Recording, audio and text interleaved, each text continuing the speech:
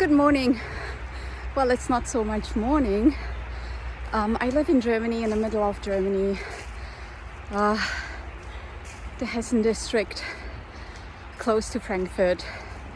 So it's almost morning. Please apologize the noise in the background. I have my earplugs. I don't hear the noise, but you might. Also upfront apologies for mistakes I make in English. I haven't spoken in a very long time. I used to work abroad in English-speaking countries, and I'm a consultant and project manager, and the environment is mostly in English. So I should be sufficient fluent so you do understand me. And if not, just leave comment and we'll discuss it. So anyhow, okay, I'm in the woods. Unfortunately, nearby me the highway, but once my earplugs are plugged, I don't hear the noise cancelling. Kudos to that. All right, I'm rambling, I know. So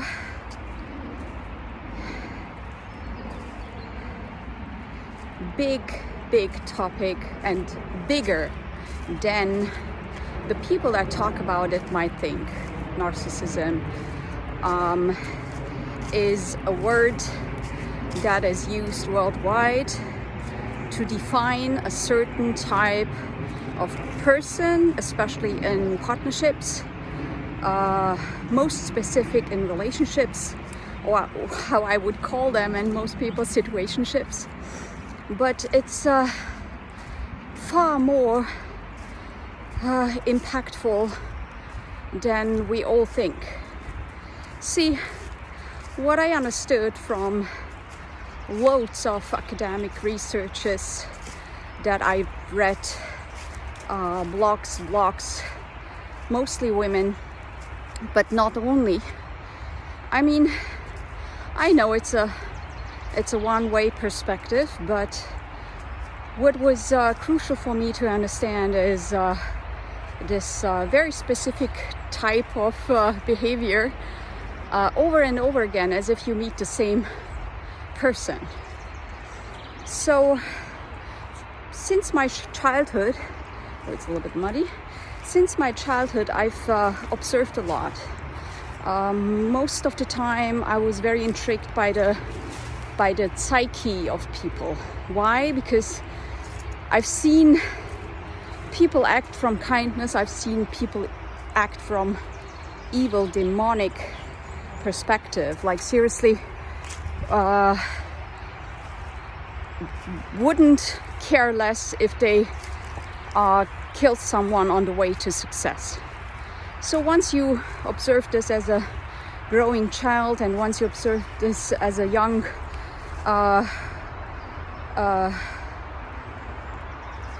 adolescent, you will understand that there's something very wrong going on. See, I don't know if you're one of them, but a child usually, even if they have grown up in a very toxic environment, like let's say the father was not a father, who was mistreating the mother, and the mother couldn't give more than just the basic needs like food, and overlooking the children not to get hurt, like physically hurt, but emotions and thoughts were not were time consuming for the mother and for the child, so they dismissed part of that, right? So this would I call a toxic environment. So see, even if a child grows up in a toxic environment, somehow they still know what is good and what is not so good, what is right and what is wrong, right? They know it instinctively because God's light is still shining in them. So they will instinctively know that when the father screams at the mother that this is no good, and will try with their little feet and little fingers and little head and little bodies will try to defend the mother. So I somehow arranged to preserve that kind of feeling within me. And I kept observing and observing and observing. And I thought I'm the only one seeing, we are in war. Like in war with ourselves, with the environment. You don't need bombs and people really shooting at each other to call that a war. At least not from my perspective. You always struggle like within, should I do the good or should I do the bad? And the bad is not so obvious sometimes, when someone distracts you from your good with really treating you badly in the work environment and the family environment, and you're trying to defend yourself, and the defense mechanism calls out maybe something not so good, maybe something bad. So it's not always so obvious, what is good, what is bad. But coming down to the topic of narcissistic partners and relationships, as I mentioned, I think this topic is far bigger than we all assume. Maybe it's not that simple that I've put it now out there, but I believe that some of us are robots, and I've met people who think alike me, so I've come to the conclusion, okay, it's not just me, right? So some of them call them bio-robots. I call them zombies. I mean, it's not something funny. I'm not making fun out of the topic, but I think it's funny to finally realize this and speaking out about this. See,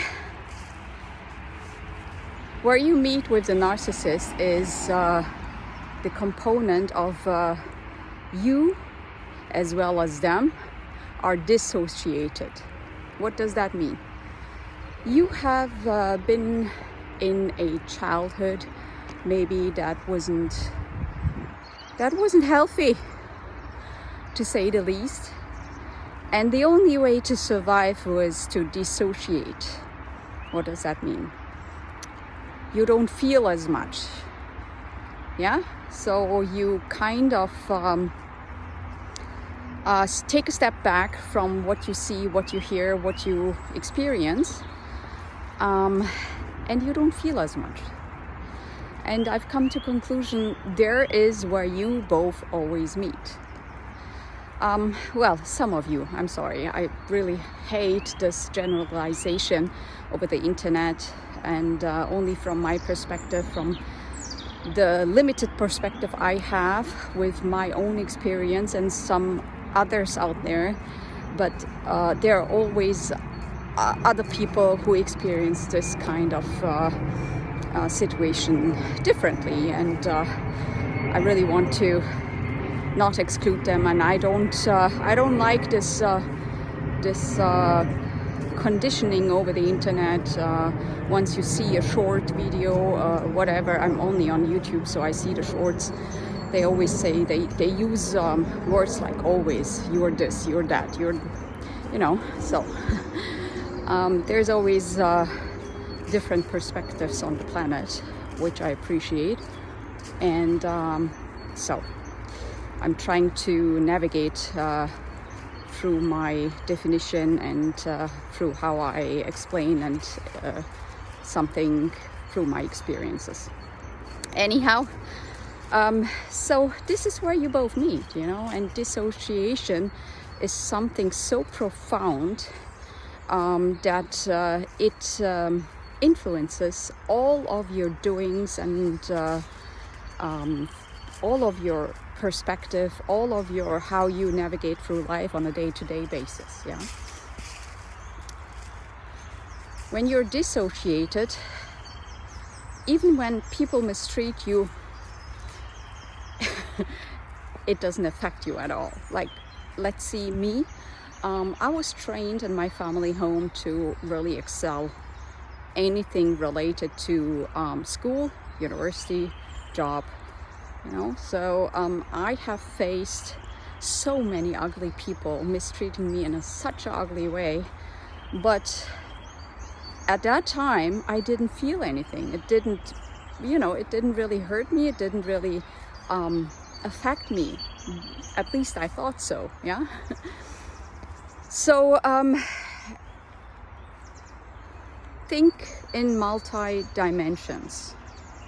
When you experience such environment on a day-to-day basis, you have a boss who is mistreating you, disrespects you, but you're trying to prove this boss all the time, you're better, you know, you're better than this, and you don't listen to this you know, very negative words of him or her, and you keep excelling, and this is the only focus you have learned from childhood, right?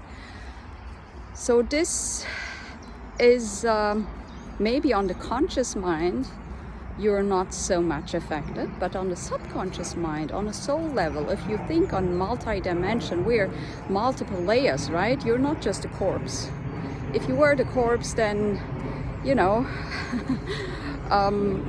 there are signs out there who proves we're not just a corpse. Yeah, we're not just flesh. Yeah.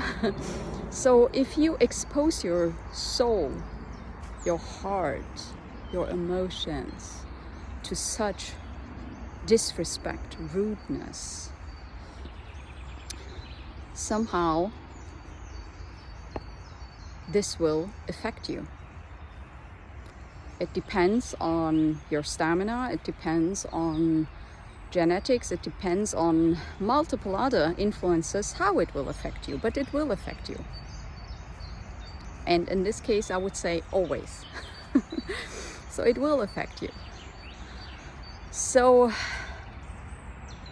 yeah, it affected me. Everything affected me. I was in a job I didn't like.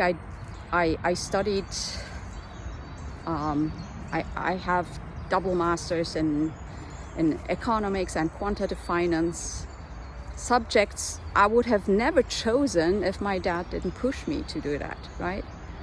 So if I excelled in something I disliked, how would it be to excel in something I really liked or even loved? Can you imagine? Anyhow, not talking about me, talking about the narcissist.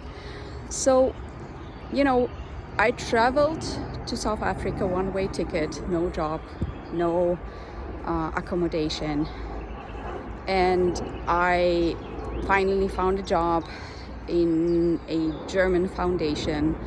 I needed to walk like an hour to get there from where I lived, where I find a living accommodation, and I have faced only black people. And if you read about South Africa, you're not supposed, especially as a white girl with blonde hair, you're not supposed. I was even more blonde back then, 20 years ago. I mean, this is just color, but I was really blonde. So you're not supposed to walk outside, leave alone.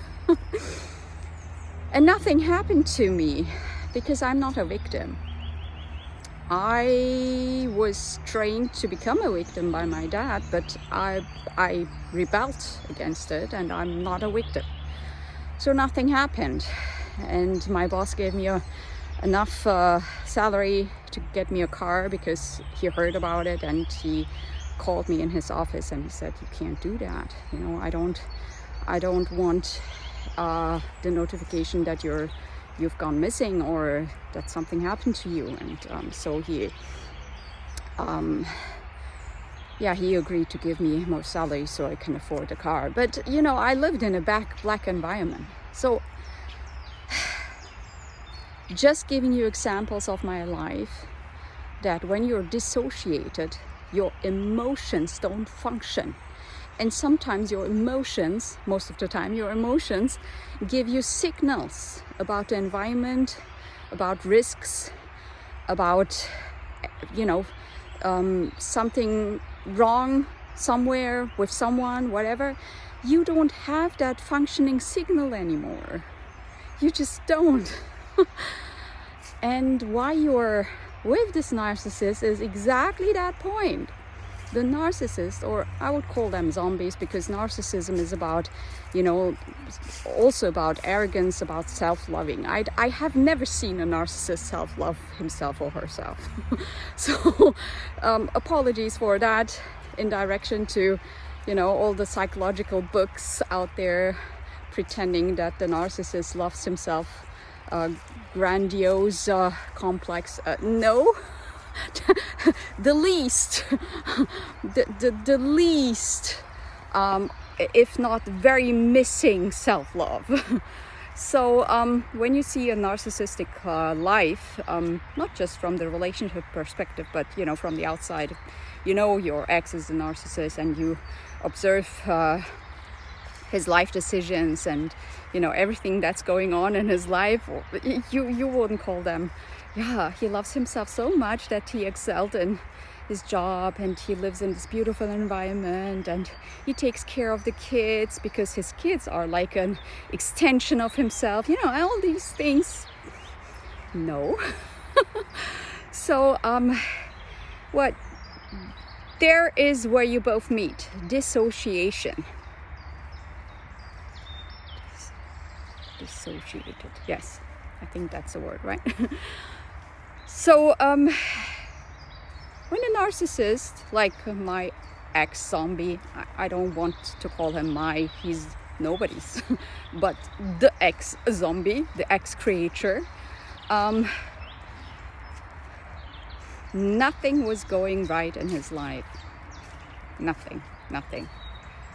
So whenever he said something wrong about me, whatever it was, you know, he was trying to belittle it by, you know, making fun of it or making fun of what he said. Yeah, so, oh, it was just a joke, blah, blah. So I was like always like observing, like, you know, most of the time I was trained like nothing enters my mind, nothing enters my conscious, subconscious.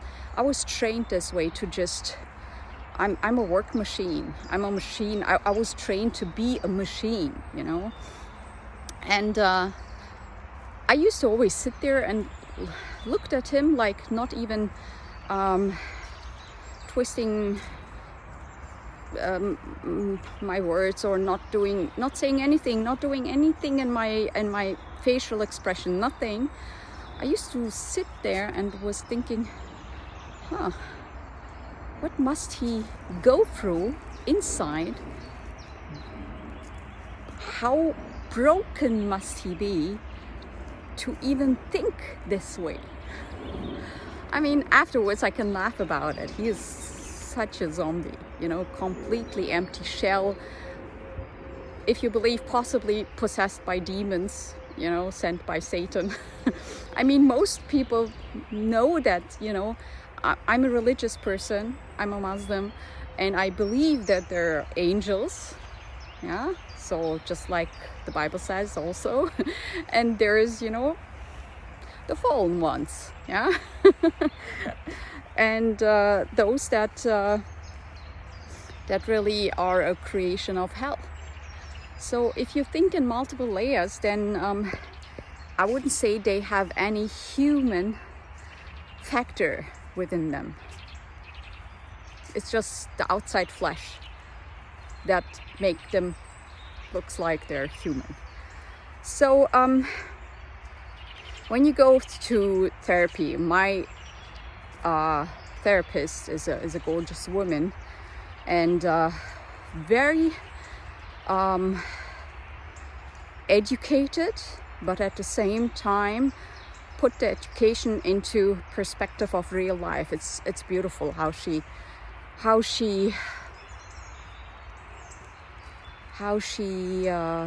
took my hand and led me back to me without her opinion. I don't even know if she has any opinion on her patients. I would say no, which is amazing. Try to find a person without an opinion about you. Anyhow, a true professionalist. Anyhow, so this is where you guys meet. You know, if your therapist says something like, yeah, you have a big factor in this. Yes, you do have.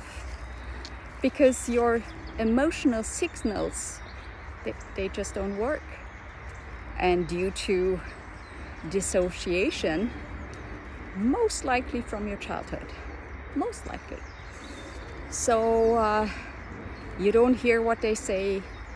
You give shit what they do. I mean, mine was like, he was trying to turn my life upside down, and I was just watching. I was like, I didn't even go like with him into competition or anything. I was still in a loving state. I thought, you know, I had like a different perspective back then. I thought, you know, I must help him to go through addiction and you know, recovery and all that, and his shitty life, and definitely don't have that perspective anymore to anyone, because nobody was or is there for me. So we all have our baggage to carry, we all have our baggage to heal, we all have to find God in solitude. So I would never do that again. And from that perspective, you're already not interesting enough to supply for this zombie. Yeah. So where you meet though is not where you have your standards or your boundaries. No, where you meet is your dissociation. Yeah. You don't feel what I never felt that little how he tried to belittle me. You know, I never felt what he said. I never felt or even took personal. I was like, he must be really stupid to fuck that up. You know, if I had someone like me in my worst situation in my life, and I mean, I would be upfront honest. Either I have feelings or I don't. If I don't, then let's become friends, and hopefully you will be there for me. And if I have feelings, I would never let this person go, ever. I mean, I think and believe he must be, I mean, stupid. You can call still a human being that makes a mistake, but I don't even believe he's a human being. He's an empty shell, an empty vessel for the other side. Yeah, a zombie walking on flesh, on two legs, flesh. Yeah, so I can't even call him anything that I would call a human being making a mistake. You know, and I'm writing a book about life, about my observations, and I really hope that it will help some of you.